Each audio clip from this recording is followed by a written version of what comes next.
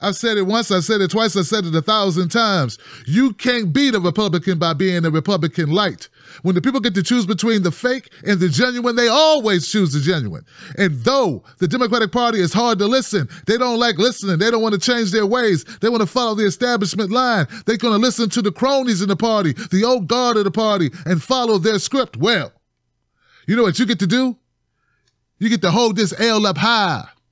And that's exactly what Jon Ossoff is doing in Georgia right now. He's holding up that L, baby. They spent more money on this race than has been spent in any other local race ever. And we're talking about a very short window to spend that money. This was a special election runoff. Wasn't no 6 months leading up, a year leading up. No. They spent that money quick, fast. Jon Ossoff raised $23 million, mostly from small donors. That's money that could be spent many places. And for a side note, all those people out there who ask me why I talk about the issues I talk about, I must be making a lot of money. Obviously, it pays to be a centrist Democrat because that's where the money is. Do you see that these people gave Jon Ossoff $20-something million? That's people like you and you and you and you and you.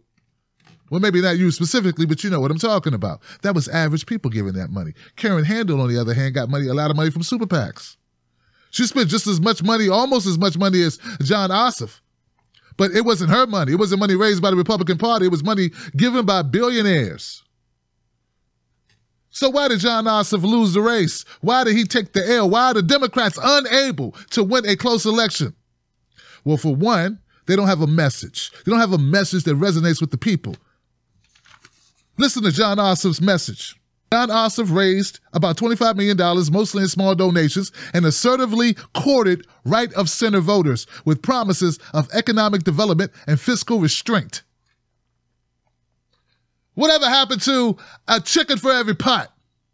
Whatever happened to a job, baby, a job? Whatever happened to drill, baby, drill? Whatever happened to very simple slogans, words that people understand what you mean? What the hell is economic development and fiscal restraint? That's like being a little bit pregnant, ain't it? Ain't nobody excited about being a little bit pregnant. You're either pregnant or you're not. You're either going to be left or you're going to be right. You got to be something. People want to put you in a box. And what did they do? What did they do to Jon Ossoff? They used Nancy Pelosi against this man. That's what they did. And I was just talking to somebody recently on a show that I won't mention because I've already gone hard enough at this man, Sam Seder. I told him that Nancy Pelosi is an anchor around the neck of the Democratic Party. Until they get rid of Nancy Pelosi, they won't win anything. He told me I was wrong. He told me at least Nancy Pelosi was a great leader. And there are people out there right now who are blind to the fact that Nancy Pelosi is a stinker, and that doesn't matter if that's your opinion or not. I'm telling you what the people think. I speak for the people. I got my finger on the pulse of the people, baby, and I'm trying to tell you that Nancy Pelosi, her time is way gone.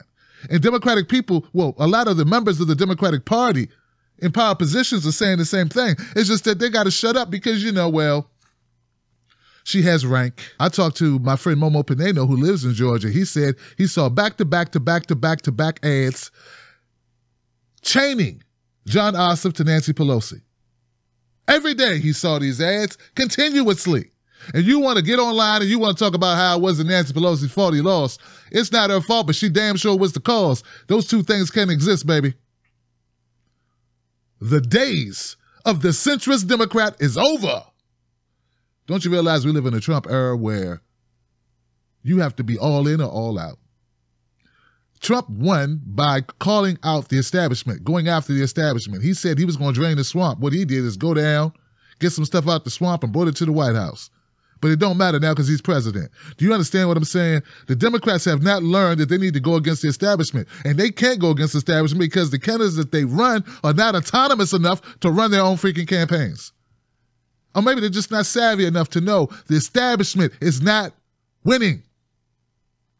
Damn the establishment. Get away from the establishment and start having bold ideas like single payer, fight for 15, legalizing weed, big bold ideas like Medicare for all, free in-state college tuition, big bold ideas. At least lose like you got some balls, lose like you got ovaries. Lose like a man or lose like a woman. Don't lose like a coward. Don't lose hiding, pretending to be something you are not. Or maybe that's who you are, but be who you are.